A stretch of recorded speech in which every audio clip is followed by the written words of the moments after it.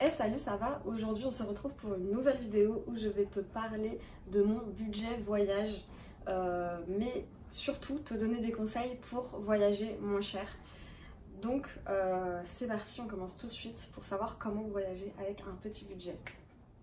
Comme tu le sais, je fais pas mal de voyages à l'année, un peu moins avec la pandémie bien sûr, mais le voyage c'est ma passion et du coup j'en fais énormément et on me demande souvent comment tu fais Cindy financièrement pour faire autant de voyages et tout, est-ce que tu es riche ou quoi? Donc non, je ne suis pas plus riche que la moyenne, je n'ai pas un patrimoine caché, voilà, je vis comme tout le monde. En général, même la personne qui me demande ça gagne plus que moi. C'est juste que mes priorités sont différentes et je ne vais pas au quotidien dépenser dans des choses que je juge futiles comme les vêtements, les jeux vidéo ou d'autres choses comme ça, de la déco ou tout ça, ou aller chez le coiffeur et tout, je n'y vais pas. Donc je ne dépense pas mon argent comme ça, je dépense vraiment mon argent dans les voyages. Donc en plus de ces économies que je peux faire au quotidien parce que je ne dépense pas dans toutes ces choses et que du coup cet argent me sert pour mes voyages, j'ai aussi des astuces pour dépenser moins pendant que je prépare mon voyage, donc pendant que je réserve et lors de mon voyage. À force de faire des voyages, en fait, on accumule un peu des connaissances et des choses qui font qu'on sait comment dépenser moins et comment économiser sur certaines choses. Voilà, donc je vais partager ça avec toi. Donc concernant les destinations, la première chose, je dirais que c'est d'être flexible quant à sa destination. En fait, il est tout à fait possible de trouver une destination pas chère en regardant les offres qu'il y a sur internet, notamment au niveau des compagnies aériennes. Après ça peut arriver au niveau des autres transports, les bus, les trains, etc. Mais il y a souvent des offres de telle date à telle date, je sais pas moi, aller à Malte pour 30 € depuis tel aéroport, et donc ça peut être intéressant, même si on n'avait pas prévu d'y aller par exemple, et ben, de regarder ce qu'il y a, les offres, et puis vraiment de se dire tiens j'ai des vacances là, et ne pas avoir une destination précise en tête, et se dire à telle période, par exemple en septembre, où est-ce que je peux aller pour pas cher depuis mon aéroport, et je regarde, et comme moi ça m'arrivait du coup, je regarde Chypre 40 €, ben voilà, je vais à Chypre. Ça permet en plus de ça de découvrir des pays ou des destinations qu'on n'aurait pas forcément connues s'il n'y avait pas eu ce bon plan. Par exemple en 2017, je regardais pour partir quelque part depuis Toulouse et j'avais trouvé 30 € je crois pour aller à Varsovie, et c'est une ville que j'ai adorée et que peut-être je n'aurais jamais visité s'il n'y avait pas eu ce bon plan. Donc je pense que c'est vraiment une bonne idée d'être flexible sur sa destination, sa ou ses destinations. Comme ça, on peut avoir un large choix de destinations pas chères, et plutôt que d'avoir une destination précise en tête, où là, il faudra plus regarder à quel moment de l'année c'est le moins cher pour pouvoir voyager moins cher. Ensuite, le deuxième point important, c'est de savoir viser des pays où le coût de la vie est moins cher. On est d'accord que le budget n'est pas le même si on part en vacances aux USA que si on part en vacances au Maroc par exemple. Donc il faut se dire que déjà en tant qu'Européen, on a un budget qui est assez élevé pour le reste du monde. Donc on a accès à pas mal de pays qui ont un pouvoir d'achat plus faible que le nôtre. Mais il reste quelques pays, le Canada, les États-Unis, l'Europe du Nord, l'Australie, Nouvelle-Zélande, tout ça, où le coût de la vie reste assez élevé par rapport au nôtre, et à la France en tout cas je parle.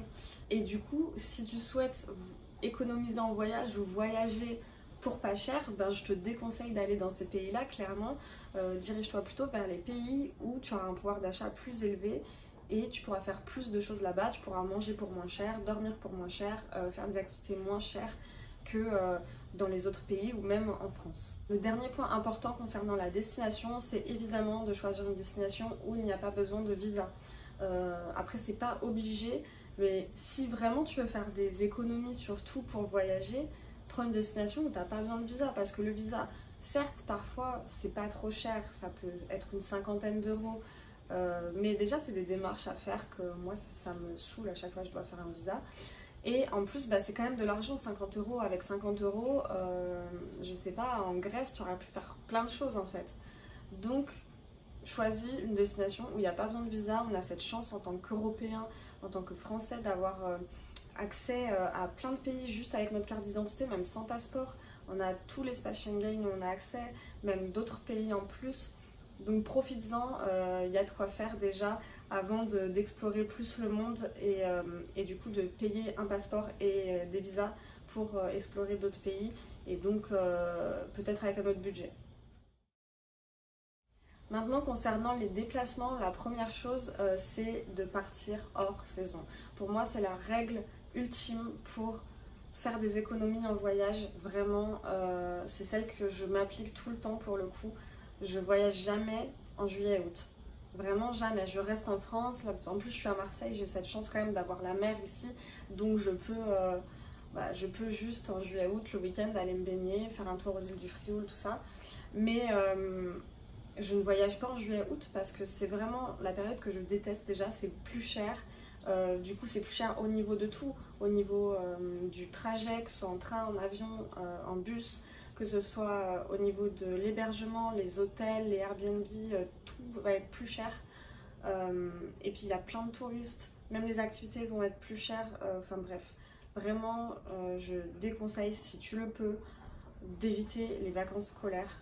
Surtout juillet-août, puis même après les petites vacances de Pâques, de Noël et tout. Voyager pendant ces périodes-là, c'est vraiment, si tu peux éviter, c'est vraiment la chose à faire de ne pas voyager pendant ces périodes, du coup, pour économiser de l'argent en voyage. Et le must, c'est quand même d'avoir des dates flexibles, genre, surtout si tu es à ton compte par exemple, parce que quand tu es salarié, tu as peut-être des congés précis, donc du coup, tu vas vraiment voyager pendant telle à telle période. Mais si tu le peux, aie des dates flexibles de voyage et ça te permettra de voir à quel moment les billets sont moins chers, etc. D'ailleurs, en parlant de billets moins chers, en général ce sont les mardis et les jeudis les meilleurs jours pour voyager parce que c'est là où il y a le moins de monde, donc il y a moins de demandes, donc l'offre est plus basse. Concernant les déplacements, la règle d'or également, c'est de prendre ses billets à l'avance. Vraiment, prendre ses billets genre un mois avant, 2 semaines avant, c'est vraiment pas conseillé parce que plus t'attends, plus les prix vont augmenter. Donc l'idéal pour un voyage en avion, ce serait de prendre ses billets 6 mois à l'avance, pour un voyage en train 3 mois à l'avance. En bus, ça dépend. Pour le coup, c'est moins cher en général, donc tu peux prendre 1 ou 2 mois à l'avance, ça va. Même un peu plus tard, en général, le prix ne varie pas trop en bus. Mais pour l'avion, le train, vraiment, prendre ses billets à l'avance, c'est la règle d'or pour avoir les meilleurs prix. Il y a aussi l'astuce contraire, mais un peu plus aléatoire, qui est de prendre ses billets à la dernière minute. Alors c'est possible d'avoir des bons plans à la dernière minute, parce qu'évidemment, si on a un train ou un avion qui n'est pas plein la veille, les prix vont chuter pour pouvoir le remplir et quand même rentabiliser le trajet. Mais je déconseille quand même de le faire si ta destination est précise. N'attends pas la dernière minute. Si vraiment tu as des congés à ce moment-là et que tu veux aller à tel endroit à ce moment-là, prends tes billets à l'avance parce que ça c'est très aléatoire. Il se peut très bien que la veille il n'y ait plus du tout de billets ou que la veille en fait il reste que quelques places et du coup les billets soient très très élevés. Donc je te conseille pas ça. Fais-le si tu veux partir à l'improviste du jour au lendemain, que t'as pas trop réfléchi à la destination. Ça, y a pas de souci. Tu regardes les billets pour le lendemain les moins chers et tu pars. Mais je te déconseille vraiment si t'as une destination précise en tête et que c'est vraiment pour partir pour tes vacances. Là, prends tes billets à l'avance. Autre astuce concernant les déplacements, pour ton voyage, je te conseille de voyager en bus ou en voiture, notamment covoiturage en fait. Parce que si tu prends ta voiture tout seul, ça te reviendra cher dans tous les cas. Mais en bus, maintenant, il y a plein de compagnies de bus qui relient toutes les grandes villes de France, d'Europe. Enfin, surtout, on a cette chance d'être en Europe et de pouvoir voyager sans faire trop d'heures de voyage en bus et d'aller déjà dans un autre pays et de ne pas avoir justement de visa, de papier à faire en fait. Juste, on prend le bus et on peut aller dans un autre pays. On a cette chance là, profitons-en. Les billets de bus en général ils sont pas chers, en plus tu peux voyager de nuit donc tu économises une nuit aussi. Et puis en voiture, notamment en covoiturage avec Blablacar, tout ça, ça se fait très bien et vraiment c'est un moyen de se déplacer d'une ville à l'autre pour vraiment pas cher. Dernier point concernant les déplacements, cette fois c'est quand tu vas te déplacer dans la ville où tu es en voyage, utilise les transports en commun. Vraiment, oublie les taxis et les Uber. Vraiment, le meilleur moyen pour économiser, c'est de prendre les transports en commun parce que ça restera l'alternative la moins chère. Et le seul truc encore moins cher, ce sera d'utiliser tes pieds. Donc, marche un maximum ou utilise les transports en commun. Ça te permettra de ne pas trop dépenser dans les transports quand tu voyages. Maintenant, concernant les hébergements, comme je t'avais dit juste avant, voyager de nuit, que ce soit en avion, en bus ou en train ou en voiture, ça te permet d'économiser une nuit de voyage. Donc pense à cette astuce quand tu voyages, ça te permettra de ne pas avoir à booker, à réserver une nuit supplémentaire dans un hébergement qui peut coûter cher. Voyager de nuit, ça te permet d'arriver la journée ou d'utiliser une journée entière de voyage et de repartir la nuit, donc sans avoir à réserver en plus un hébergement. Voilà, c'est la petite astuce, ma première astuce. Ensuite, concernant les hébergements, évidemment, je vais te conseiller là d'utiliser des hébergements bon marché, donc qui ont un prix assez faible. Mais après, tout dépend du lieu et la période dans laquelle tu te trouves. Si c'est un lieu touristique ou si c'est une période de haute saison, forcément les prix vont grimper. En général, l'hôtel, ça reste le truc le plus cher, même si parfois il y a des offres, faut quand même regarder. Ça peut être plus avantageux qu'un Airbnb des fois à certains endroits.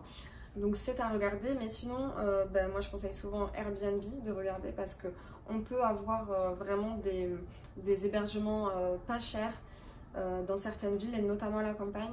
Ensuite évidemment il y a l'alternative des auberges de jeunesse qui est moi mon alternative préférée quand on voyage seul notamment. L'auberge de jeunesse ça permet de faire des rencontres et on est dans un dortoir. Un autre hébergement très peu cher, c'est le camping. On n'y pense pas assez souvent, mais aller dormir dans un camping, prendre sa tente et aller dormir dans un camping, je parle pas des mobil-homes qui peuvent avoir des prix très élevés, mais la tente, prendre sa tente et aller dans un camping en général, c'est quelques euros pour dormir dans un camping et on a les commodités. Ou sinon faire du camping sauvage, bon là c'est un peu plus risqué et puis il faut bien faire attention aux endroits dans lesquels on dort parce qu'il y a des endroits protégés. Mais en tout cas, ça ne coûte rien de dormir dehors sous sa tente. Deux derniers hébergements qui coûtent vraiment rien pour le coup, c'est Couchsurfing en premier, qui est une application où tu peux en fait t'inscrire et dormir chez quelqu'un gratuitement. C'est chez un hôte gratuitement qui t'héberge, qui te laisse son canapé, un matelas. Et sinon pour dormir chez quelqu'un gratuitement en voyage, ce que j'ai souvent fait, c'est de dormir chez l'habitant. Mais du coup, quand je dis chez l'habitant, ce qui différencie de Couchsurfing, c'est que je connais la personne. C'est-à-dire que j'ai beaucoup voyagé chez quelqu'un que je connaissais, que j'avais rencontré. Quand je vivais à Dublin par exemple, mes voisins c'était des Indiens, mes colocs des Brésiliens, donc j'ai pu aller en Inde et au Brésil chez eux par exemple. C'est un moyen de pouvoir voyager sans dépenser trop d'argent parce que déjà quand on n'a pas l'hébergement à payer, c'est un gros coût en moins. Sinon, on peut aussi faire de son hébergement un moyen de transport.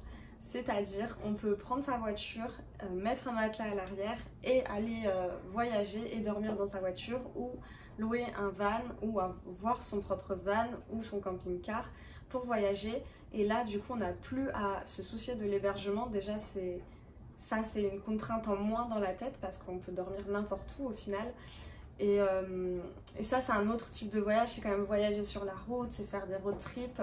Donc tout dépend de quel type de voyage tu veux faire. Donc le camping-car, le van ou la voiture aménagée, ça fait à la fois transport et hébergement. Du coup, forcément, ça fait des économies que ce soit sur l'un ou sur l'autre parce qu'en fait, ça fait un package.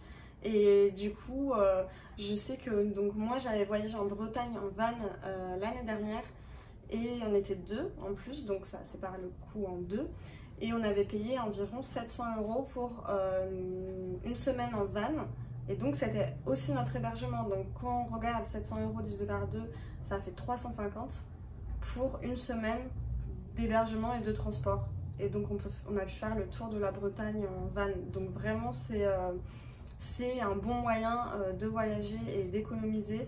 Mais tout dépend de quel type de voyage tu veux faire également. Dernier point concernant les hébergements, l'astuce c'est également de s'éloigner des centres-villes pour payer moins cher son hébergement. Évidemment, tout ce qui est hôtel, Airbnb, auberges de jeunesse qui seront dans le centre vont coûter plus cher que ceux qui sont plus éloignés du centre, plus en périphérie ou même à la campagne. Ça coûtera beaucoup moins cher. Mais là encore, c'est à toi de voir suivant les transports qui t'y emmènent. Concernant la nourriture maintenant, le premier conseil et le plus obvious que je peux te dire, c'est de ne pas manger au restaurant parce que ça coûte cher. Fais-toi un petit plaisir de temps en temps si tu veux manger au restaurant, mais vraiment évite au maximum de manger matin, midi, soir au restaurant parce que ça va être une grosse dépense, un gros budget que tu vas mettre dans la nourriture au restaurant, alors que pour le même prix tu aurais pu faire des courses et te faire à manger toi-même. C'est ce que je te conseille, donc de te faire un budget course et de te préparer à manger. Donc surtout si tu es dans un Airbnb, dans une auberge de jeunesse, tu peux te préparer à manger facilement. Il y a une cuisine et de te préparer tes repas, des sandwichs ou de prendre des gâteaux ou des fruits avec toi en voyage quand tu pars visiter la journée. Donc ça te permettra vraiment d'éviter de dépenser dans la nourriture par-ci, par-là et de dépenser son argent comme ça. Deuxième point concernant la nourriture, que tu fasses un resto ou pas, c'est quand même de manger local ou de manger de la street food. C'est-à-dire de manger dans les petits stands de nourriture qu'il y a dans les rues en fait, parce que souvent c'est de la nourriture pas chère, pas forcément super healthy, mais ça reste très abordable et tu peux manger si tu as un petit creux. Et en tout cas manger local, ça te permettra évidemment de dépenser moins parce que la nourriture locale est toujours moins chère que la nourriture importée évidemment. Et dernier point concernant la nourriture, c'est de remplir sa gourde. Toujours amener sa gourde et la remplir avec de l'eau au lieu d'acheter des bouteilles d'eau, des packs d'eau qui en plus c'est pas écologique, c'est plus écologique d'avoir une gourde. Donc si tu es dans un pays bien évidemment où l'eau est potable, je te conseille de remplir ta gourde tous les jours et de boire l'eau du robinet. Du coup ça te permettra de dépenser beaucoup moins, même si on va me dire une bouteille d'eau ça coûte rien, c'est pas très cher, oui, mais une bouteille d'eau tous les jours, plusieurs fois par jour ou quoi, au final ça a un coût et c'est pas négligeable si tu veux faire des économies en voyage. Maintenant, dernier point concernant les activités et la vie quotidienne. La première chose, avant de partir en voyage, déjà, je te conseille d'avoir une carte de voyage sans frais en fait.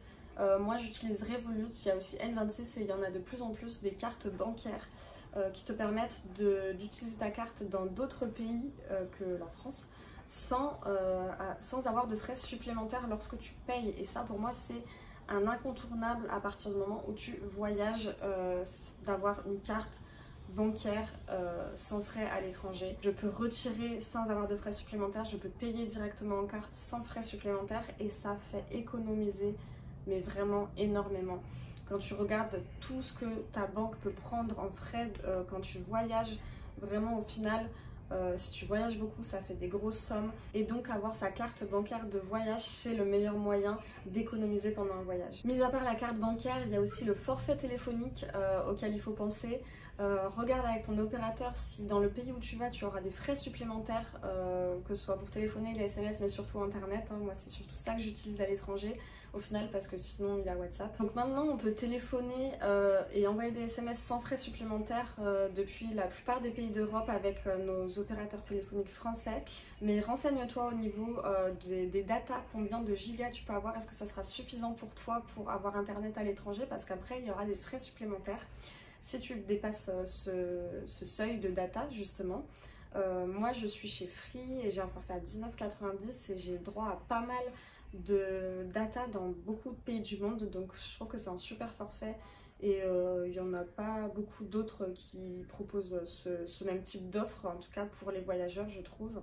Après si tu pars hors Europe, je te conseille, si tu n'as pas d'offre spécifique avec ton opérateur dans le pays où tu vas, de prendre une carte SIM locale, ça te coûtera toujours moins cher, et de prendre un forfait là-bas directement pour avoir internet, pour pouvoir écrire des messages, etc.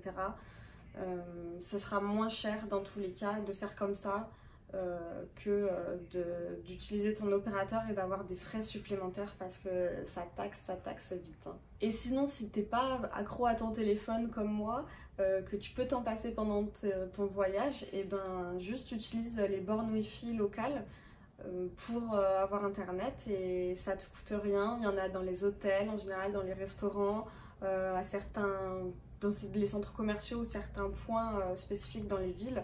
Après, si tu voyages en campagne, je t'avoue qu'à mon avis, il n'y en aura pas. Mais tu peux déjà utiliser ça et ça te coûte rien. Et ça te permet d'économiser, en tout cas, sur ton forfait téléphonique à l'étranger.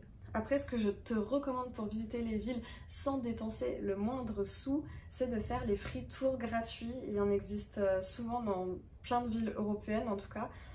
Tu peux te renseigner auprès de ton hôtel, auberge de jeunesse ou à l'office de tourisme et il y a toujours un guide qui va proposer un free tour de la ville gratuitement et ça peut déjà te permettre d'avoir un bon aperçu, de faire une activité gratuite lors de ton voyage. Ensuite, si tu es en ville, tu peux aussi opter pour des city pass pour économiser de l'argent lors de ton voyage. En fait, le city pass, ça te permet de réunir plusieurs activités que tu veux faire dans un package qui te coûtera moins cher que si tu les prenais séparément. Donc si tu veux visiter par exemple 3 musées à Madrid, prends un pass qui comprend ces 3 musées, ça te coûtera moins cher que de les prendre séparément.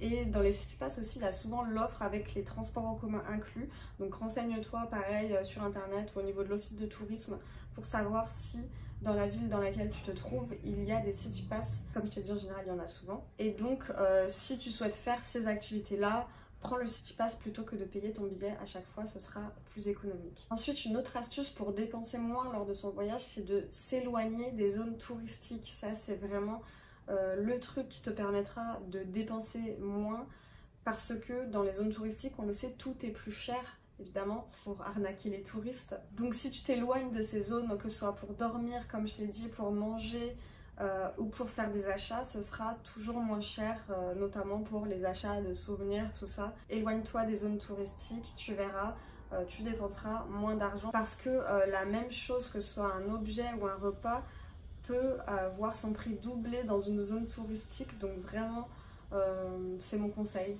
Voilà, petit tips offert. Avant-dernier point, et on a bientôt fini avec tous ces conseils et astuces pour économiser lors de son voyage, c'est de négocier dans certains pays et dans certaines conditions évidemment. On ne peut pas négocier partout, mais si tu vois que tu es dans un pays où il est monnaie courante de négocier, fais-le parce que forcément tu as une tête de touriste, donc forcément les prix déjà sont vachement plus hauts pour toi. Après, tu peux négocier jusqu'à un certain point. Tu ne peux pas négocier en général les prix où il y a des étiquettes affichées, sache-le. Mais là où tu vois des objets où il n'y a pas d'étiquette, tu peux négocier. En général, c'est comme ça. Après, il y a des fois des différences. Hein. Et puis ça dépend évidemment où tu es. Si tu es dans un petit magasin, un petit boui-boui, ou si tu es dans une enseigne, quoi, un centre commercial, là il y a beaucoup moins de chances de pouvoir négocier évidemment. Dans certains pays, donc, on négocie souvent, même la population locale a pour habitude de négocier les prix quand ils achètent. Donc quand c'est toi qui y vas, négocie, sois bon négociateur pour ne pas te faire arnaquer et avoir ce que tu veux au prix le plus bas possible, en sachant que tu restes un touriste et il est fort probable que tu payes tout de même plus qu'un habitant, et d'un côté c'est un peu normal. Et donc mon dernier point pour terminer avec ces conseils et astuces pour économiser en voyage, c'est de limiter les achats inutiles. Évidemment c'est un point facile mais on l'applique pas assez souvent. En général on dépense beaucoup dans des choses futiles. Et en voyage, on admire tout, on se dit « Ah, c'est trop joli, ce petit porte-clés chat, mais est-ce que vraiment c'est quelque chose d'utile ?» Ça va être 2 € par-ci, 2 € par-là. Et au final, ça va être 20 € qu'on aura dépensé dans plein de choses inutiles dont on ne va pas se resservir et qui auraient pu nous servir à faire un repas ou ça aurait pu être une nuit d'hébergement supplémentaire par exemple. Donc toujours réfléchir à 2 fois quand on veut acheter quelque chose en voyage et se dire est-ce que vraiment j'en ai l'utilité? Est-ce que vraiment je vais le porter si c'est un habit ou l'utiliser si c'est un objet? Parce que sinon, je ne l'achète pas, tout simplement. Et ça te permettra d'économiser encore dans ton voyage. Après, évidemment, tu peux quand même te faire plaisir quand tu es en vacances, évidemment, et te rapporter un petit souvenir. Mais justement, fais le tour, regarde hors des zones touristiques combien ça coûte et n'achète pas, ne fais pas d'achat compulsif surtout. C'est ça que je veux dire. Voilà, j'en ai terminé pour tous mes conseils et astuces pour économiser lors de ton voyage et donc voyager avec un petit budget. Dis-moi toi si tu as d'autres conseils parce que je suis preneuse et puis je pense qu'on peut tous s'aider sous cette vidéo pour se donner des conseils pour voyager moins cher. N'oublie pas de liker cette vidéo si elle t'a plu et dis-moi si tu aimes ce genre de vidéo et si tu veux d'autres vidéos de ce genre, j'en ferai d'autres concernant les voyages et des astuces, des conseils concernant les voyages, tout ça parce que j'ai un petit peu d'expérience là-dedans donc je peux les partager avec toi. Dis-moi si toi aussi tu appliques ces conseils ou pas ou si tu en as d'autres. Je serais ravie de savoir si on a les mêmes ou pas. Et je te dis à très bientôt pour une prochaine vidéo. Ciao!